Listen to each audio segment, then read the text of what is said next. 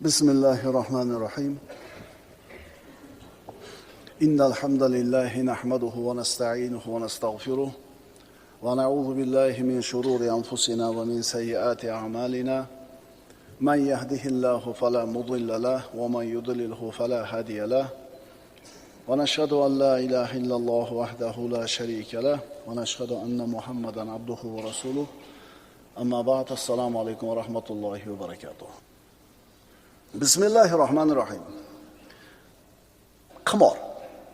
Qur'onda qayd etilgan, oyatda aytilgan maysir so'zi qimor degan ma'noni bildiradi.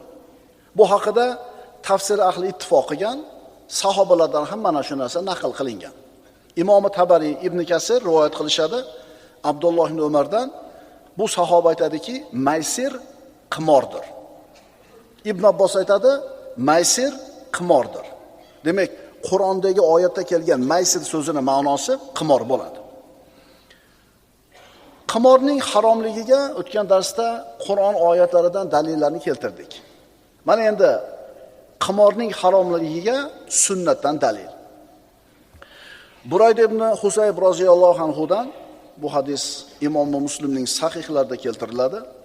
Payg'ambarimiz aytadilar: "Man la'iba bin nardashir فَكَأَنَّمَا صَبَغَ يَدَهُ فِي لَحْمِ الْخِنْزِيرِ وَدَمِهِ."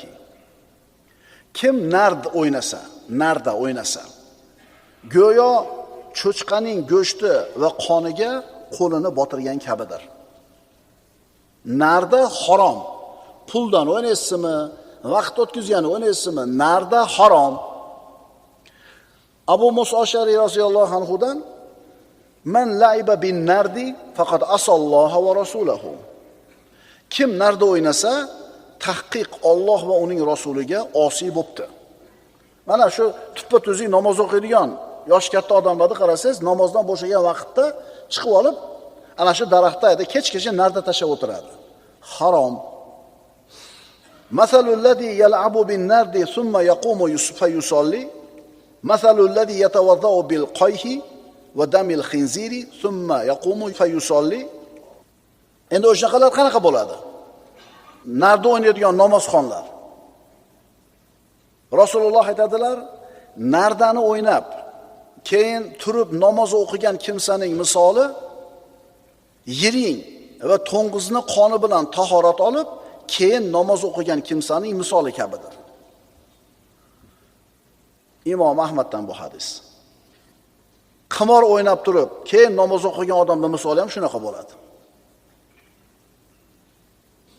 Abu Hurayra roziyallohu anhudan Payg'ambarimiz sollallohu alayhi vasallam aytadilar: "Man halafa faqala fi halifi billati wal uzza falyaqul la ilaha illalloh." Qimor o'ynashmas.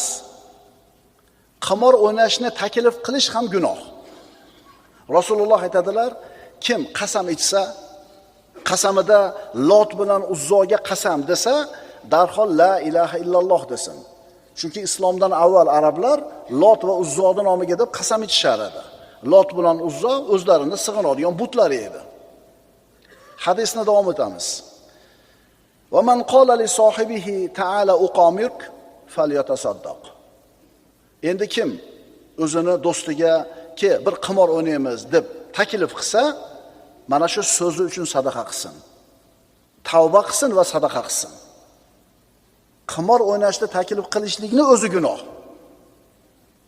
Tushunarlimi? Shu darajada og'irki, o'ynayman deyishlik mana shu so'zini o'ziga kafforatni taqozo qiladi. Qimordan topilgan pul harom. Qimordan yutib olingan pul harom. Uni bola-chaqaga yegizish keyinchalik qanaqa achinarli natijalarga olib kelishligini tushunish qiyin emas. Qimordan yutilgan pul harom. Harom pulni sadaqa qilib bo'lmaydi. Nima qilish kerak uni? Kimdan yutib olgan bo'lsa shu qimorboz egasiga qaytarib berish kerak. Agar o'lib ketgan bo'lsa, topa olmasa merosxo'rlarga berish kerak. Agar merosxo'rlarni ham topa olmasa, kambag'al bechoralarga sadaqa qilib olish kerak. Ana shu pul egasining nomidan o'tadi. Abdulloh ibn Abbos roziyallohu anhudan: "Innalloha harrama alaykumul khamra wal maysira wal kubata." Payg'ambarimiz aytayaptilar, Alloh sizlarga xamr, aroqni, qimorni va nardani harom qildi. Mana Payg'ambarimiz sollallohu alayhi vasallamning bir qancha hadislaridan ma'lum bo'ldiki, qimor, narda harom ekan. Endi ijmodan dalil. Biz qimor degan mavzuni ochishligimizga sabab mana bu qo'limizdagi telefon orqali ayollar qimorga chalinib qolyapti. 1000 so'm, 2000 so'm yutkizganda bilinmas ekan, tillasini sotib, cho'ntagida puli bilan hisob-kitob qilaverar ekan. Endi 100 minglab, millionlab qarzga kelib ketgandan keyin fosh bo'lib qolyapti, oilalar buzilyapti. Uyida o'tirgan ayollar telefon orqali qimor o'ynayapti. Bu darslarimiz orqali shu narsani aytmoqchimiz odamlarga. Ayollar uyida o'tirib qimor o'ynab qo'yapti. Qimorning haromligiga ijmodan dalil. Ijmo nima? Muhammad alayhisalomning ummatidan bo'lgan mujtahid olimlarning bir masaladagi yakdil fikri ijmo deyiladi. Ijmo hujjat bo'ladi. Chunki Qur'onda yo'q, hadisda aytilmagan yangi mavzular chiqqan bo'lsa, ijmo, mujtahid ulamolar yig'ilib turib, Qur'on va hadisga asoslangan ilmga tayanib, ana shu narsani halol yoki harom deb beradi. Ijmo ulamolarning, mujtahidlarning fatvosi 3-manba hisoblanadi dalilda. نقل الإجماع على ذلك الجساس وابن بطال وابن عبد البر وابن العربي والقرطبي وابن حجر والعيني. Mana shu ulamolar hammasi qimorni harom ekanligiga ijmo qilishgan. Sahobalar davrida qimor bo'lganmi? Bo'lgan. Hozirgi davrni o'ziga mos qimori bo'lgandek, u davrda ham o'ziga mos qimori bo'lgan. Ular tuya qurasi, xo'roz urishtirish, kaptar uchirish, shunga o'xshagan narsalarga pul tikishardi-da, shundan qimor qilishardi. Shuning uchun 4 tala mazhabda qimor maqsadida hayvonlardan foydalanishlik mutlaqo harom bo'ladi. Birodarlar, cho'ntagimizdagi telefon yo biz uchun tinimsiz yaxshilik keltiradigan xayriyat manbasi bo'lishi mumkin, yoki buni ziddi bo'lishi mumkin. Ayollarimiz, bolalarimiz nima o'ynayotganiga bir qarab qo'yish kerak. Ayollar qaysi guruhlarga qo'shilib qolgan ijtimoiy tarmoqda bunga qarab qo'yish kerak, befarq bo'lmaslik kerak. Qimor. Qimorning zararlari. Qimorning diniy, ijtimoiy va tibbiy zararlari bor. Diniy zararlari. Birinchidan, qimor gunoh kabira. Qur'onda ochiq bayon qilindi, hadislarda ochiq bu narsa aytildi. Ikkinchisi, qimor shirk va aroq bilan birga zikr qilindi. Bu ham bu gunohning qanchalar og'ir ekanligini bildiradi. Uchinchidan, rijz, nopoklik, najosat insonning ichiga ham, botiniga ham, zohiriga ham, tashiga ham ta'sir qiladi, zarar yetkazadi. To'rtinchidan, shaytonning ishi. Modomiki shaytonning ishimi, bu ish hech qachon odam bolasiga foyda bo'lishi mumkin emas. Beshinchidan, qimor zikr va namozdan to'sadi. Oltinchidan, qimor harom molga yo'l ochadi. Yettinchidan, qimorbozning adolati yo'qoladi. Ijtimoiy zararlari. Qimor adovat va nafrat keltiradi. Odamlar orasida dushmanchilik, bo'linishlik paydo bo'ladi. Ikkinchidan, jinoyatlarga yo'l ochiladi. Mana shu qimordan qarz bo'lib qolgan odam qarzini uzish uchun o'g'irlik qiladi, firibgarlik qiladi, hatto qotillikkacha borishi mumkin. Uchinchidan, oilalar vayron bo'ladi. Qimor o'ynagan odamni mana shu o'ynagan qimori ko'plab jinoyatlarni qilishga undaydi. Ayniqsa yutkizgan bo'lsa, ana shu yutqizig'ini uzishlik uchun boyaga biz aytayotgandek firibgarliklarga yo'l qo'yadi. Iqtisodiy zararlari. Qimor halol mehnatdan to'sadi. Insonni ikkinchidan omadga, tasodifga bog'laydi qalbini. Iqtisodchilarning nazarida qimor iqtisodiy inqiroz bo'ladi. Tibbiy zararlari.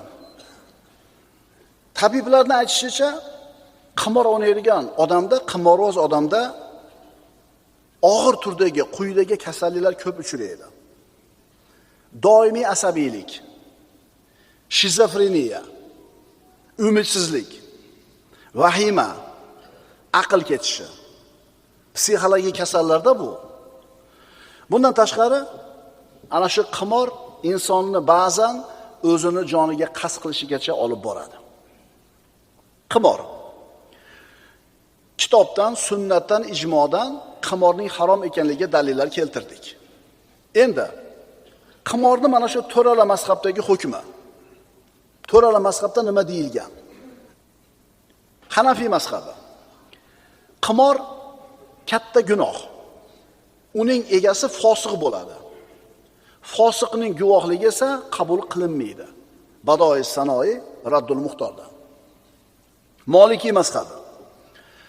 Qimorbozning shahodati rad etiladi, chunki u fosiq va ishonchsiz, g'ayri mo'tabar hisoblanadi. Mavohibul Jalil, Muxtasarul Halil kitoblaridan. Shofiy mazhabidan qimor fosiqlik sababi, guvohligi esa faqat adolatli kishidan qabul qilinadi. Qimorbozning guvohligi rad etiladi. Majmu Nihoyatul Muhtoj kitoblaridan. Hanbali mazhabi qimorvoz fosiq bo'lgani uchun uning guvohligi qabul qilinmaydi. Al-Mughnidan. To'rala mazhabda qimor haromligi va qimor bilan mashg'ul bo'lgan qimorvozning guvohligi qabul qilinmasligi aytildi. Qimorvozning guvohligi rad etiladi. Nima degani bu? Unday odam odob axloq me'yorlariga amal qilmaydi. Chunki uni nazdida ma'naviy boylik hisoblangan axloqni zig'irchalik ahamiyati bo'lmaydi. O'sha qimorni ustiga kelganda aqlini yo'qotib qo'yadiki, tikish mumkin bo'lmagan narsalardan tikib yuboradi. Qimorvozning guvohligi rad etiladi. Endi bir odam qimorvoz bo'lsa, demak adolati yo'q odam deyilar ekan. Uni guvohligi qabul qilinmas ekan. Qayerda? Qozini oldida guvohlik bersa o'tmaydi. Hukm chiqarishda, biron bir hujjatni tasdiqlashda yoki boshqa shariat talab qiladigan guvohlik holatlarida qimorvozning guvohligi qabul qilinmaydi. Ya'ni uni aytgan gapi, ko'rgan voqeasini tasdiqlashi, hujjatga imzo chekishi yoki sudda guvohlik berishi hisobga olinmaydi, rad etiladi shariatimizda. Islom fiqhida guvohlik, shahodat uchun, guvohlik uchun adolat shart bo'ladi. Mushtahidlarning ijmosiga ko'ra fosiq odamning guvohligi qabul qilinmaydi. Xo'p. Qimor bilan shug'ullanib yurgan odam shariy mahkamada, nikohda, taloqda, mol va mulk nizolarida guvoh sifatida ishonchli hisoblanmaydi. Ammo bu degani uni iymoni ketdi degani emas. U kofir bo'ldi degani emas. Hech qachon ishonchli bo'la olmaydi degani emas. Agar qimorvoz tavba qilsa, adolat holatiga qaytadigan bo'lsa, ba'zi ulamolarning so'ziga ko'ra guvohligi qabul qilinishi mumkin. Lekin umumiy hukm qimorvozni guvohligi qabul qilinmaydi. Qimorvoz pul uchun qimor o'ynaydimi? Qimor pul uchun o'ynaladimi? Qimorvoz uchun eng qadrli narsa bu qimorni o'zi, qimor jarayoni. Pulni o'zi maqsad emas qimorvoz uchun. Chunki mana hozir aytib o'tdik, chunki millioner bo'lgan, milliarder bo'lgan odamlar mana shu ko'rasizlar, katta-katta mamlakatlardagi kazinolarga borib o'ynab kelishadi. Millionerlar, milliarderlar nima uchun qimor o'ynaydi? Axir ularda pul yetarli-ku. Qimor o'ynashga undaydigan asosiy omil bu adrenalin va dopamin moddalari. Mana shu gormonlarning ta'siri.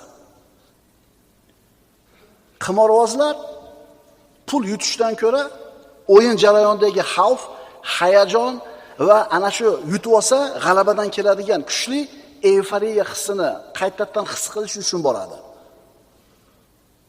Agar qimorvozda asosiy maqsadi pul bo'lganda, ana shu katta pulni yutganidan keyin qayta o'ynamay qo'yish kerak. Shu katta mamlakatlardagi kazinolarda jackpot deydi. To'planib turadi, bittasiga chiqib qoladi. 100 million dollar yutdi deydi. Shu bilan ketdimi u pulni olib? Yo'q, yana qaytib keladi. Yana qaytarib aytamiz, agar qimorvoz qimor o'ynashdan maqsadi pul bo'lganida, o'sha boyaga katta miqdordagi pulni yutgandan keyin qaytib qimor o'ynamay qo'yish kerak edi. Lekin qaytib keladi o'sha pulni olib, yana qaytadan yutkazadi. Demak, sabab nima ekan? Adrenalin va dopamin kabi moddalarni, gormonlarni kayfi. Demak, narkotik. Narkoman odam narkotikni xumora tutib qo'ygan paytda uni biror narsa to'xtatib qola oladimi? Xuddi shunga o'xshagandek qimorvozni ham jazavasi tutib qo'yganda ko'ziga hech narsa ko'rinmay qoladi. Shaytonning vasvasasiga tushganda nima qilayotganini bilmay qoladi. Aqli o'chib qoladi.